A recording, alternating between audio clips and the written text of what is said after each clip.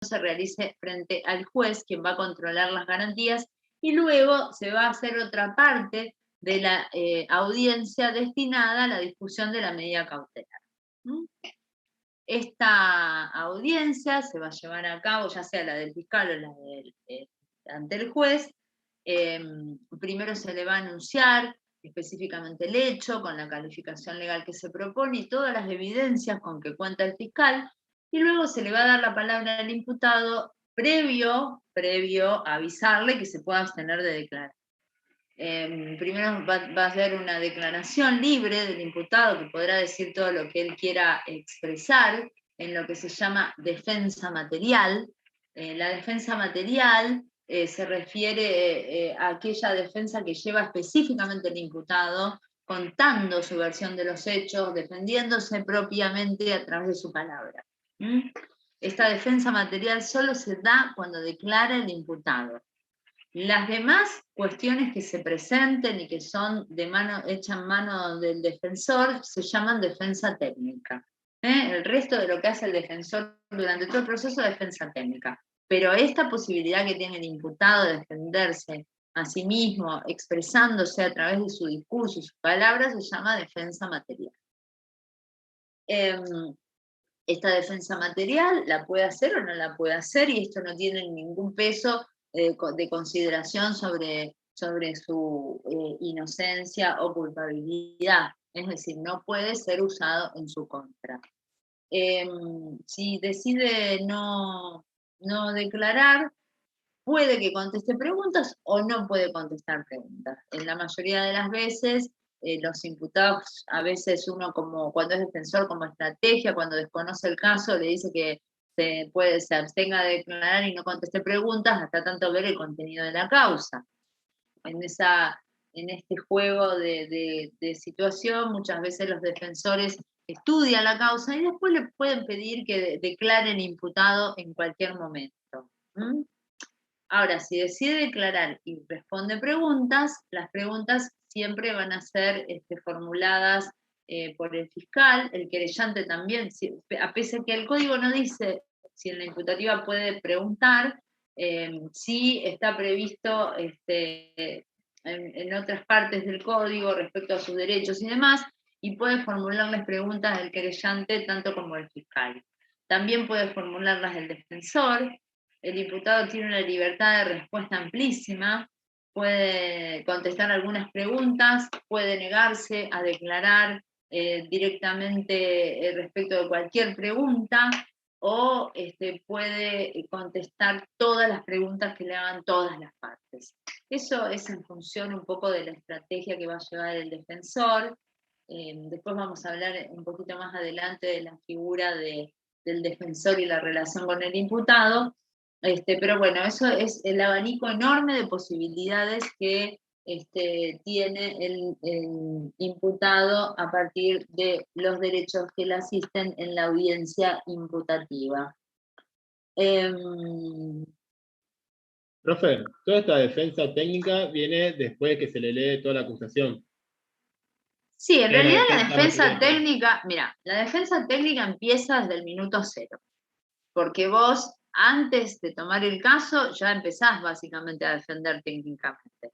Primero, cuando vos pedís información al fiscal del caso que tenés, ya empieza tu defensa técnica, porque desde ese momento empezás a hacer evaluaciones. Por ejemplo, si el caso es complicado y tenés poca información, ya directamente cuando hablas con el imputado normalmente le decís que se abstenga de declarar hasta que tengas más información. Eso ya es defensa técnica. La defensa técnica es todo lo que vos vayas trabajando en base a cómo vas a orientar tu estrategia jurídica. Es decir, es todo lo que vos volcás de saber jurídico a llevar adelante el caso es la parte de defensa técnica. A su vez, la defensa técnica tiene, mira, vamos a pasar al capítulo defensor, de paso para ir trabajando las dos cosas al paralelo. La defensa técnica tiene dos formas de defensa: las funciones de asistencia y las funciones de representación.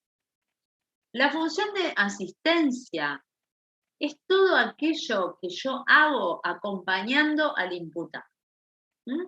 Por ejemplo, esto que yo te digo, lo acompaño a la declaración imputativa, a la audiencia imputativa, lo acompaño en su declaración, lo asisto durante todo ese transcurso, puedo, qué sé yo, asistirlo en una inspección judicial, lo puedo asistir en un allanamiento. Todo lo que yo hago al lado del imputado son facultades de asistencia, o deberes de asistencia.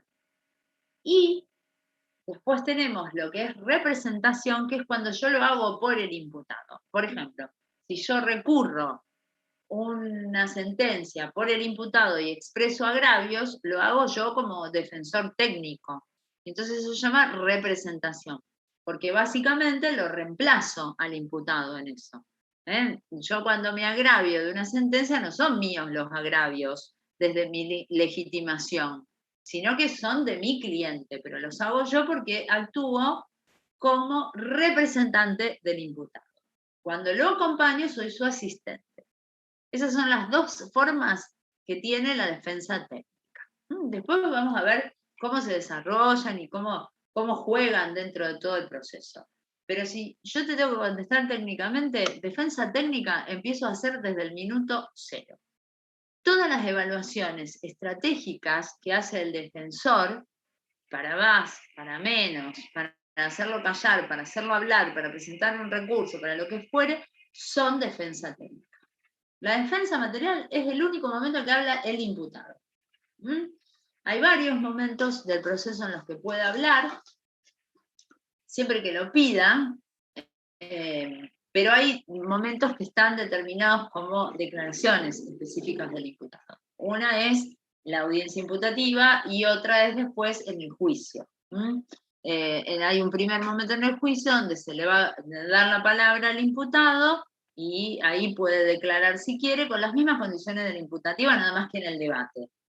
Y después hay un momento final también en el que se le va a dar la palabra, donde se lo escucha por última vez en todo lo que él quiera manifestar. Sí, también hay lo que se llama una audiencia de viso, pero la audiencia de viso no tiene que ver con la defensa, sino con el conocimiento que tenemos que hacer los jueces de la persona del imputado. Entonces uno le pregunta con quién vive, cómo está compuesta su familia, todas situaciones que hacen a su persona y no al hecho que se está investigando. Bien. Respecto a, bueno, en la declaración imputativa hay un momento que también es importante, porque según dice el código, es un momento en el que el actor penal le puede ofrecer acuerdos al imputado. Y en función de la celeridad, cuando ve el fiscal que es probable llegar a una suspensión de curso de prueba, como trabajamos en alguna oportunidad, o un acuerdo abreviado por las características del hecho y demás, es el momento en el que también podría eventualmente el fiscal ofrecer algún tipo de acuerdo al defensor. Una cosa importante que tenemos que tener en cuenta, y esto lo dicen los primeros artículos del código, básicamente el artículo 106, es que para que el imputado pueda participar de esta audiencia y de todo el resto del proceso, tiene que tener capacidad para estar en proceso. Y ojo al piojo con esta cuestión. Cuando ustedes lean este artículo 106 y todas las cuestiones que están alrededor, no estamos hablando de una persona inimputable. No se confundan esta cuestión de la incapacidad para estar en proceso con la inimputabilidad. La incapacidad para estar en proceso no necesariamente implica inimputabilidad, ni tampoco la inimputabilidad implica necesariamente incapacidad para estar en el proceso. La incapacidad para estar en el proceso significa la ausencia de comprensión de lo que está transitando.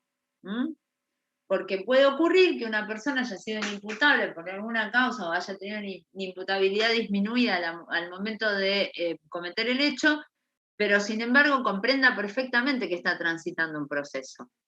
¿Me explico? Y puede pasar lo contrario también. Puede haber, no ser inimputable y ahora sobrevenir una incapacidad que hace que no pueda entender que está en un proceso. Entonces, para que el imputado pueda transitar a partir de la audiencia imputativa todo el resto del proceso, es importante que entienda que está en un proceso. Yo, por ejemplo, una vez tuve un caso de un señor que se discutía la capacidad para estar en proceso. De hecho, había sido una persona aparentemente inimputable, había cometido un abuso sexual dentro del Hospital Agudo Ávila, y se discutía su capacidad para estar en el proceso. Vinieron los peritos y dijeron que él podía comprender perfectamente, pero no solo eso, sino que cuando yo le hago la audiencia de visu, me empezó a explicar que yo tenía que valorar la prueba que había en su contra de determinada manera. Entonces, básicamente, más allá del informe pericial, él mismo me demostró que entendía perfectamente lo que era un proceso, que entendía perfectamente lo que era una prueba, que entendía cuáles eran las pruebas que había en su contra y demás. Así que esa cuestión es que él pueda comprender específicamente que está siendo sometido a un proceso y cuáles son los pormenores de este proceso. Esto es importante porque cuando lo leen en los articulados muchas veces se confunde con la inimputabilidad y no tiene nada que ver una cosa con la otra. De hecho, pueden coexistir o puede estar una o la otra independientemente de cómo se interprete en función del estado de salud del imputado al momento del proceso. Bien, bueno, vamos a hablar un poquito del defensor. Bien, el defensor es una pieza fundamental en el proceso y además el mismo Estado, en todas sus leyes procesales, dice que todas las personas que están sometidas a proceso como imputados deben contar con la presencia de un defensor. Esto significa que o pueden designar un defensor privado, un abogado de la matrícula, y si no pueden hacerlo o no lo hacen, el Estado tiene la obligación de hacerlo de oficio. Hoy por hoy nosotros tenemos lo que se llama el Servicio Provincial de la Defensa, que es un paralelo de lo que es el Ministerio Público Fiscal, que tiene una nómina de defensores que comienzan por el defensor general, provincial, luego el defensor regional, y después los defensores de primera instancia y adjuntos, que son los que ejercen específicamente la defensa para todas las personas que no pueden tener un defensor. Cuando estamos hablando de las personas que no pueden tener un defensor, no siempre se trata de una cuestión económica. A veces no tienen defensores por cuestiones ideológicas. Por ejemplo, los casos de las personas que estaban incriminadas en los casos de lesa humanidad, muchos defensores particulares no querían tomar el caso y la mayoría de ellos, los militares genéricamente, fueron defendidos por la defensa pública de los tribunales federales. Ese es un caso en el cual, más allá de que si podían pagar un defensor, no podían contar con un defensor de la matrícula, porque nadie quería asumir ese tipo de casos. Entonces el Estado tiene la obligación de asignarles un caso, un defensor de oficio. ¿Cómo se constituye una persona en defensor de un imputado? Esto quiero que lo escuchen muy, muy, muy bien. Porque en el sistema penal no existe el poder para estar en juicio, salvo para el querellante. Ningún imputado le va a dar un poder a un abogado. Lo que se hace en el proceso penal es designar un defensor. Esto se hace mediante un escrito muy sencillo, donde viene el imputado con todos sus datos de identidad, su nombre, su apellido, su domicilio, la fecha de nacimiento, etcétera, etcétera, y dice que viene a designar como su abogado defensor al doctor Pérez con domicilio en tal lugar y el número de matrícula. ¿Quién va a comparecer, a constituir domicilio y a aceptar el cargo propuesto? Luego esto se le va a comunicar al defensor, quien aceptará el cargo y ya se lo tiene como designado defensor del imputado. Esta presentación antiguamente se hacía frente al juez de instrucción, hoy se hace frente al fiscal que lleva el legajo, quien va a tener por aceptado como defensor al que está propuesto por el imputado. También esto se puede comparecer directamente, si el imputado lo nombra al defensor en la audiencia, tiene la misma validez y no hace falta presentar ningún escrito. Por ejemplo, si está citado a la audiencia imputativa, se presenta con su abogado y en ese mismo acto lo va a asignar defensor y ya con ejercer actos de defensa se tiene como aceptado el cargo.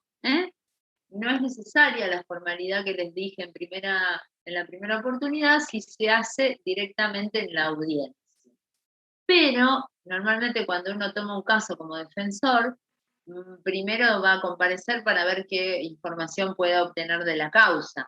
Salvo que venga en una flagrancia o en una urgencia detenido el imputado y yo me presento muchas veces, directamente uno se presenta porque es traído por la familia del imputado y al imputado se lo conoce unos minutos antes de la audiencia. Sí tiene derecho a tener una entrevista previa con el defensor que va a ser de unos minutos, en los cuales uno a veces se puede imponer de ciertas cosas. En ese momento, lo que va a hacer el imputado es decirle al juez o al fiscal o a quien fuere que está tomando la imputativa que en ese momento va a designar al doctor tal como mi defensor. Y entonces directamente con estar acompañándolo, esto se llama ejercer actos de defensa, ya se tiene por designar.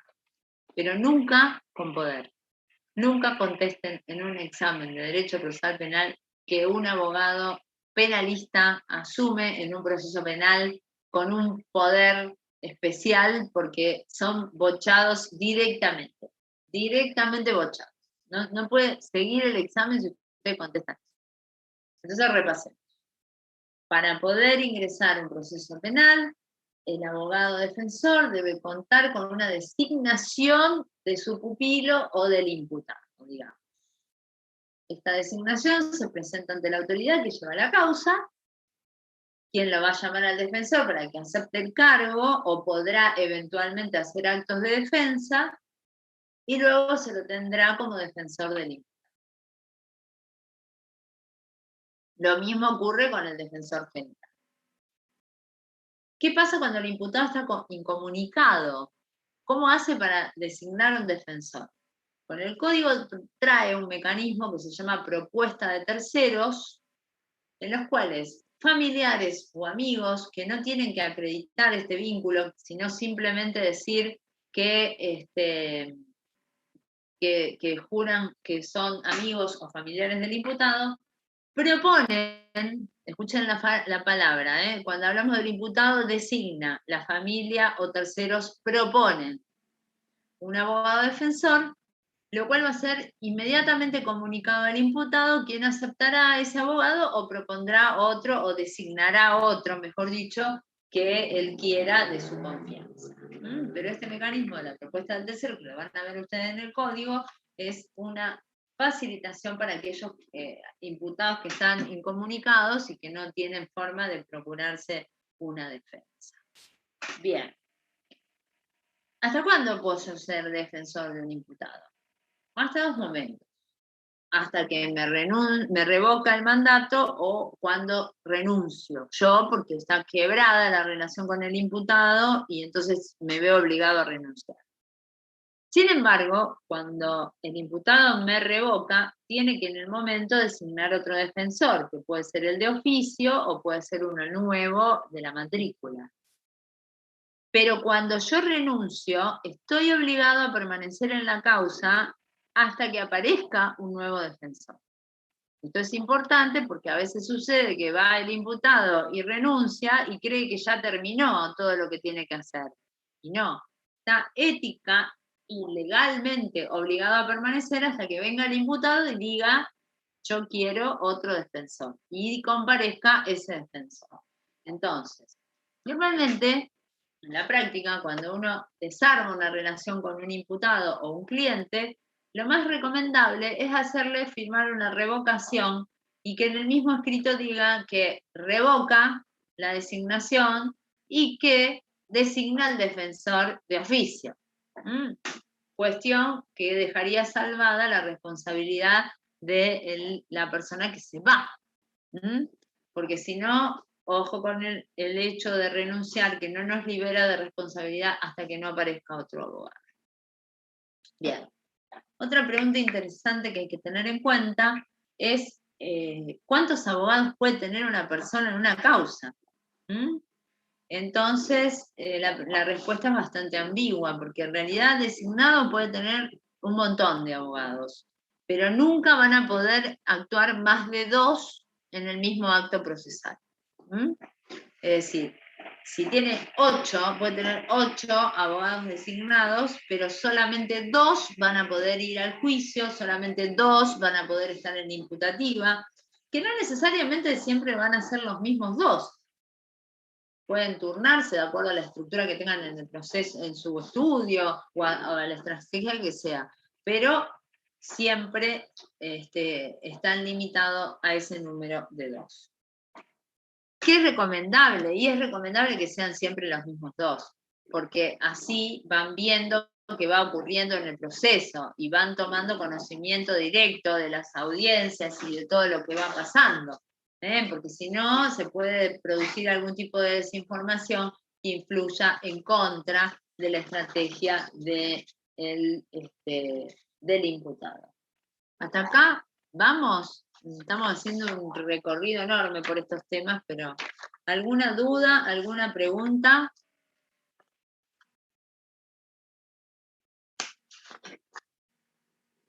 ¿Nadie tiene Profe, ninguna pregunta? entonces, si yo como abogado renuncio, en esa revocatoria ya tengo que estar mencionando, si tiene que hacer mención quién va a ser el reemplazo, por una cuestión de liberar responsabilidad. No. Si vos renunciás, renunciás. Lo que es recomendable, cuando vos rompés la relación con el cliente, es que le hagas firmar una revocación del mandato a él, en el cual designa un defensor. ¿Me entendés, Matías? Si no, si renunciás, vos no podés designar, él tiene que designar otro abogado. Por eso digo que es recomendable como estrategia hacerle firmar una revocación al cliente donde designa directamente el defensor de oficio antes de renunciar, porque si vos renunciás quedás atado hasta que él designe, ¿entendés? Sí, ahí me quedo. Si no te reemplaza, no tenés forma de salirte. ¿Alguna otra pregunta? Sí, yo. Si sos defensor público estatal, ¿podés renunciar por cualquier motivo? No, ¿tenés motivos personales o tenés limitaciones? Y tiene que ser un motivo muy grave, muy éticamente imposible, pero si no, no, porque vos sos, por más que se llame Servicio Público de la Defensa, ejercés un ministerio y sos un funcionario público, ¿viste? Igual eso también es planteable vías adentro, porque el sistema de defensa pública tiene una autonomía funcional con normas propias. Entonces, normalmente eso puede estar previsto en la forma de funcionamiento interno, ¿viste? Además, son básicamente fungibles los defensores públicos. Normalmente sigue el mismo por una cuestión estratégica. El que empieza desde la imputativa sigue hasta el recurso porque conoce el caso. Pero son fungibles en el sentido que al ser un ministerio y un cuerpo colegiado de gente, pueden perfectamente ser reemplazados entre sí. ¿Entendés? Si no puede este, puede el otro y demás. Por eso te digo, vos tenés mucha más maniobrabilidad desde el punto de vista de lo que tomás éticamente cuando sos defensor privado y no tan así cuando sos defensor público. Pero si a vos una cuestión te resulta sumamente repugnante que no podés ejercer, lo plantearás con tu jefe y verán cómo se reacomoda internamente eso. Pero sí, no podés irte. Por eso te digo, viste, yo la defensa pública en el federal, cuando tuvo que defender a los genocidas de lesa humanidad, tuvieron que tomarlo, pese a que había alguna cuestión ética que a lo mejor ideológicamente estaban en contra o demás, pero tuvieron que hacerlo de todas formas, porque hace a la legalidad del proceso, no a la persona solamente. ¿Alguna otra pregunta? Profe, yo tengo una duda. Hablamos de que el defensor podía ser público o privado. ¿Y qué pasa si el imputado es abogado? ¿Existe como la autodefensa o sí tiene Mira, que ser? el código prevé la autodefensa. Dice que una persona puede defenderse por sí misma. Hay una cuestión técnica que hace que vos, para que puedas tener una defensa eficaz, tenés que tener conocimientos de derecho. Eso por un lado, o sea, si el imputado es abogado, podría pensarse en eso. Pero no es estratégicamente recomendable, porque no hay ningún buen abogado. O sea, no se ve mucho en la práctica, pero no, invitado está. Mira, sí, se ve, yo en los veintitantos años que estoy en veintitantos años que estoy en el sistema penal, nunca vi un abogado defendiéndose a sí mismo. Y he visto causas de abogados. Siempre tienen otro abogado, porque vos no tenés la objetividad necesaria para defenderte. Vos, el mejor abogado es el que más apartado se pone del caso. Vos tenés que tener una objetividad y una frialdad para no enamorarte del caso de tu cliente. Entonces, si es tu propia causa, es muy difícil. Sí, Gabriel, ¿qué decías? No, decía, el presidente no se está defendiendo a sí mismo en este momento en la causa del 205. El presidente se está defendiendo a sí mismo en la causa. No lo sé porque no conozco la causa. No sé si compareció o no el abogado. Yo tampoco la conozco, pero o sea, pero en todos lados salió de que el presidente se está autorrepresentando. Esa es una cuestión que tenemos que nosotros empezar a manejar. A mí lo que me dice la prensa no me da veracidad exacta de lo que ocurre en una causa. Puede ser que se esté autorrepresentando, no lo sé, es abogado y es el presidente, pero puede ser que haya comparecido con algún abogado. Yo no creo que vaya el presidente a hacer la procuración en esa causa, ¿entendés? O sea, no creo que vaya a los tribunales a ver qué está pasando con la causa del presidente y eso es una función necesaria. A mí me lo dice la prensa, Gabriel. Yo cuando tengo que opinar de una causa, tengo que ver la causa. Si no, después, no sé, aparentemente puede ser. O tengo que ver el fallo, o tengo que ver un acto jurídico que me dé una información fidedigna. Después lo que dice la prensa, tengo muchísima experiencia con ese tema. De hecho, me han hecho decir cosas a mí, la prensa, que jamás he dicho en un fallo, por ejemplo. Y me lo han hecho decir. Entonces, no lo sé. Puede ser. No creo que el presidente se esté autodefendiendo. Sí que está proclamándose o autorrepresentándose en la prensa, pero no lo sé. Debería haber el proceso, para ser sincera.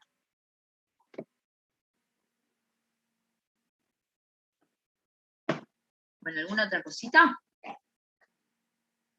No hay ninguna duda, nada que les llame la atención, nadie quiere ser penalista, no les interesa saber alguna otra cosa importante, nada. Ustedes van a ser abogados, ¿verdad? Yo te consulto, en el caso de que, perdón que no prendo la cámara, pero tengo el celular cargando y no sé. Bueno.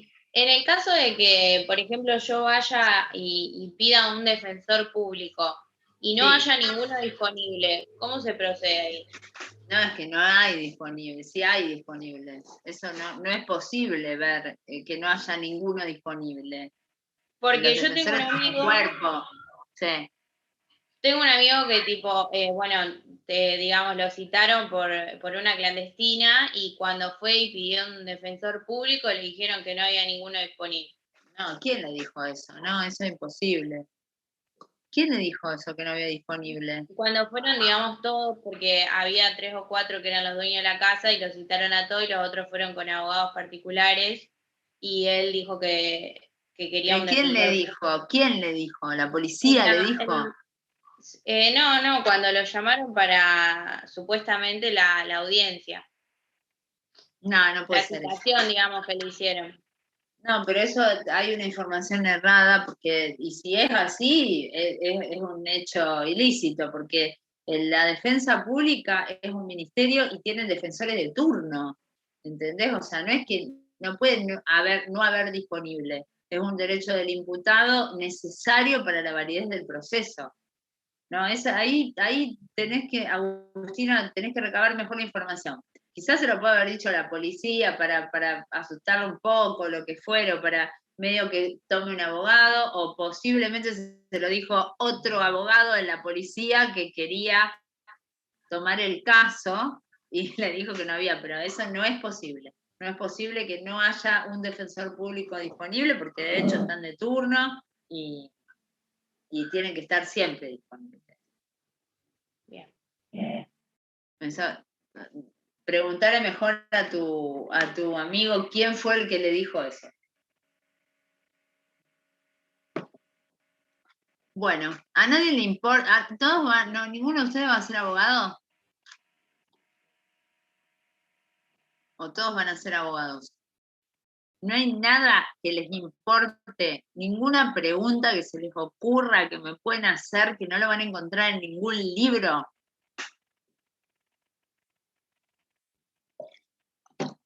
No puedo creer que no se les ocurra.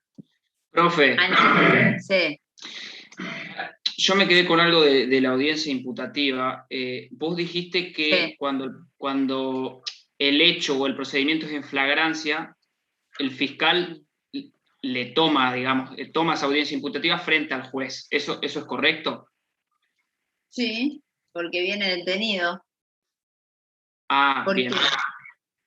Porque creo que acá en Entre Ríos la legislación es diferente cuando el procedimiento es en flagrancia y los fiscales tienen la facultad de dictar prisiones o medidas privativas de la libertad.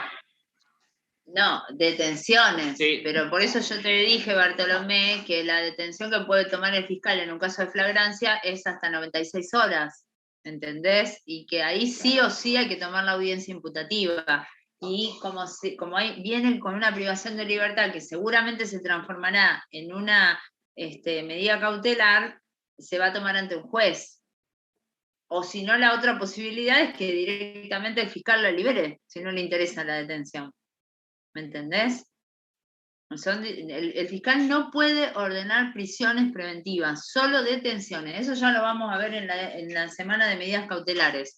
El único que está habilitado para ordenar una prisión preventiva o una medida cautelar a título de prisión preventiva es el juez. Sí puede detener el fiscal, tiene facultades de detención. Eso está. ¿Me entendés la diferencia acá? ¿Cierto? Sí. La detención es provisional, la asesora el fiscal y tiene una duración temporal que si no se produce otra medida cautelar, el fiscal o no se produce la imputativa, a las 96 horas tiene que liberarlo. Bien. Bueno, me quedo con... ¿A nadie le importa preguntar algo que es fundamental para el ejercicio de la abogacía? ¿A nadie se le ocurre?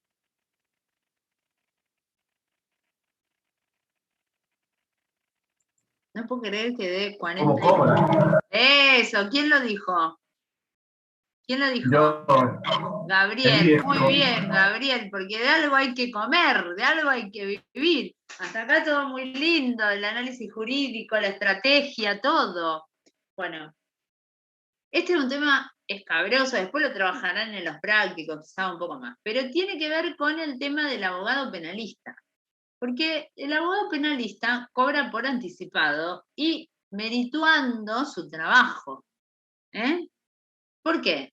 Porque generalmente en derecho penal, salvo en casos específicos de delitos económicos, no hay un bien de quien cobrarse, no hay una sentencia pecuniaria que después yo pueda hacer un quota litis y quedarme con una parte del producido. Eso es muy raro que ocurra.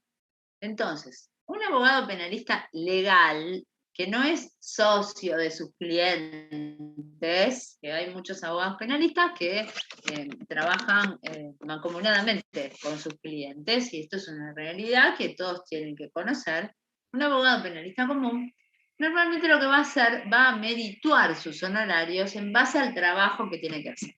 Lo que más conviene hacer es merituarlo a partir de etapas, porque yo en realidad nunca voy a saber hasta dónde voy a llegar. puedo cerrar un caso en la IPP, puedo cerrarlo en la preliminar o puedo tener que tramitar todo el juicio oral. Siempre la estimación de honorarios va a ser menor en las etapas previas al juicio oral, y un juicio oral es un acto que demanda muchísimo trabajo, muchísima presencia, muchísima evaluación, etcétera, etcétera. Entonces hay que cobrarlo bien. Después ustedes establecerán la forma de pago, pueden dar cuotas, contado, lo que fuere. Pero es importante establecer que el valor del trabajo del abogado penalista no es inferior al del abogado civilista. Esta idea de que el que pierde paga es una idea traspolada al derecho civil que no tiene aplicación en el derecho penal. Es importante entender que cada cual tiene que evaluar su trabajo y que cobrar no está mal. No es, porque parece ser, y eso le pasa a todo el mundo cuando recién se recibe. Con el ámbito, esta furia de trabajar, uno empieza a trabajar y prácticamente se olvida de cobrar. Y es importante que, no porque nuestra contraprestación sea solo la palabra, no va a valer en dinero, y ese es nuestro trabajo. Porque para saber la palabra justa hay que trabajar y hay que haber estudiado mucho y hay que haber trabajado desde el punto de vista técnico, estratégico, de la experiencia, etcétera, etcétera. Entonces, cobrar es tan importante como en cualquier otra disciplina. Y además hay que trabajar mucho esto, porque la gente, como nuestro trabajo es discursivo, básicamente, ya sea a través de la palabra o de la escritura, las personas tienden a infravalorar nuestro trabajo. Y es un trabajo que vale el de la interpretación jurídica, y tiene un eje, y tiene un resultado. Entonces, hay que merituar nuestro trabajo, y también cobrar es importante, y hay que aprender a cobrar. No es fácil cobrar. Una vez le da lástima o dice, no, qué sé yo, o con esta cosa del ansia de tener trabajo, uno toma y empieza a trabajar y no habla de honorarios. Sí, hay que hablar de honorarios. Es fundamental e importante hablar de honorarios. Porque si no, después sucede que a veces cuando recién nos recibimos, llega fin de año y nos queremos ir de vacaciones. Y trabajamos un montón y no nos podemos ir ni a la Florida. Entonces ahí uno empieza a volver a repensar cómo está ejerciendo. Estas cosas que parecen cosas muy, muy livianas, son cosas que nos pasan cuando empezamos a ejercer la abogacía. Porque a nadie se le ocurre que le va a tocar la puerta al vecino dentista para que le arregle una amalgama en la puerta. Pero sí a los vecinos se le ocurre tocarnos la puerta a los abogados para hacernos millones de preguntas todos los días. Entonces hay que empezar a valorar nuestro trabajo y también empezar a aprender a cobrar, chicos. Siempre con un equilibrio, que uno se sienta bien pago, pero tampoco hay que estafar al cliente, ni abusarlo de la urgencia.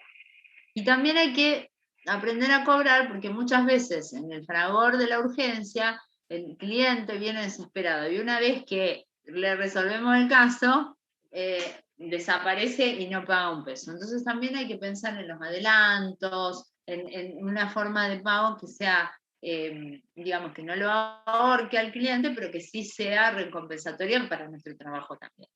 Y este es un tema que básicamente en la facultad no se habla, no nos enseñan a cobrar, pero deberían hacerlo, porque realmente es muy difícil pensar en cómo cobrar, en meritual. Hay gente que sabe más o se les ocurre más, y otra gente que no sabe cobrar, por ejemplo. ¿Cómo cobro? Es una pregunta que lo primero que les pasa a ustedes cuando viene un caso es decir, ¿cómo cobro? Cuando es civil es sencillo, porque normalmente uno espera el producido de una sentencia, y hay un adelanto de honorario a veces, y otras veces cobra el abogado con el producto final, un porcentaje, o a veces paga el que pierde, pero en derecho penal esto no ocurre, porque yo no le voy a ir a cobrar al fiscal si le gano al fiscal, es imposible. Entonces el que paga es el cliente, el propio servicio que brinda el abogado. Y normalmente la forma más práctica de cobrar es establecer un pago por etapas. Vamos a decir, bueno, puede ser yo te acompaño a la imputativa y te resuelvo la cautelar, te cobro tanto hasta acá. Después, de acuerdo a cuándo sea mi trabajo hacia adelante, vemos y podemos establecer hasta la preliminar sin juicio y después establecer un monto prejudicial. Pero siempre brindando un buen servicio y nunca provocando abandono de la defensa. Porque si uno abandona la defensa, está previsto en el código, como ustedes ya lo van a ver, que el abogado pueda ser separado de oficio y se le pueden imponer costas por obrar negligente, se lo puede denunciar al Colegio de Ética del Colegio de Abogados, así que ojo con esta cuestión de tomarse en serio la defensa del imputado. En los casos penales no necesariamente hay tanto plazo y devenir y traslado como en lo civil. Hay que trabajar los casos desde un punto de vista más artesanal y con un gran seguimiento. Hay que ir mucho al tribunal, hay que perseguir al fiscal, hay que ver qué pasó, qué se va a hacer. No necesariamente sentarse a esperar en el estudio que nos llamen o nos traigan una cédula. Entonces esto deviene de una labor muy artesanal y muy presencial en lo que hace a una defensa, no solo una defensa, estamos hablando también de un querellante puede también tener este tipo de trabajo. Entonces, en este punto de vista hay que valorar el trabajo y hacer un trabajo eficaz y que estratégicamente también sirva para dar una buena defensa y un buen servicio al cliente. Otra cuestión que quiero decirles antes de que terminemos las clases es que hay una cuestión que hay que tener en cuenta, que es qué pasa cuando yo no comparto la estrategia que quiere el cliente. Entonces, aquí pueden suceder dos cosas. Cuando mi cliente quiere apelar y yo sé que se va a romper la cabeza apelando y no va a llegar a ningún lugar, si eso es inconciliable, yo tengo que renunciar. Me tengo que apartar porque ya no puedo hacer algo que técnicamente no puedo hacer o no comparto. O puede suceder también que esta cuestión no sea tan inconciliable, pero yo creo que no voy a prosperar. Y como no lo puedo convencer de lo contrario, lo que voy a hacer, en vez de representarlo directamente, lo voy a hacer suscribir el escrito y patrocinarlo. Y en algunos casos hay que hacerle firmar un consentimiento informado de que yo lo puse en conocimiento de que esa labor podría ser infructífera y no llegar a buen puerto. Y que de todas formas él quiso llevar adelante esa estrategia igual. Entonces, volviendo a esa situación, cuando mi interés se contrapone con el de mi cliente, cuando mi opinión se contrapone de mi cliente, si esto no es tan repugnante a mi sentir o a mi pensar, que puedo seguir adelante, lo hago con estos recaudos. Y si no, directamente debo apartarme del caso porque ya no puedo llevarlo con la objetividad que el caso lo requiere.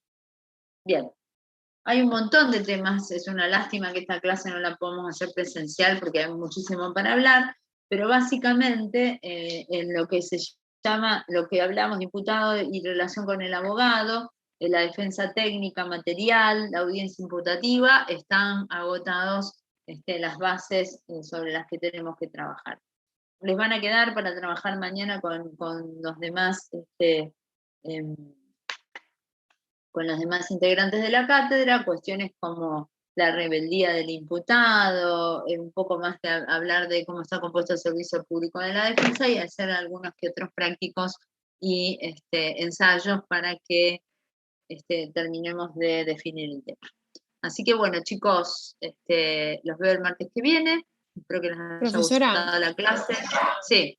Perdón, me quedó una duda que no llegué a anotar. ¿Qué es lo que le hago firmar a mi cliente cuando hay diferencia de opiniones? ¿Y qué será? Como ¿Qué recaudo? te parece que es? ¿Qué te parece que es? Pensar, funcionario de memoria. ¿Qué le harías firmar? No sé, un escrito, pero... Un escrito que diga. Y que no me voy a hacer responsable si no tiene la resolución deseada. No, vos no te haces responsable. Simplemente lo que vos querés hacer, que se haga responsable, ¿quién? El mismo.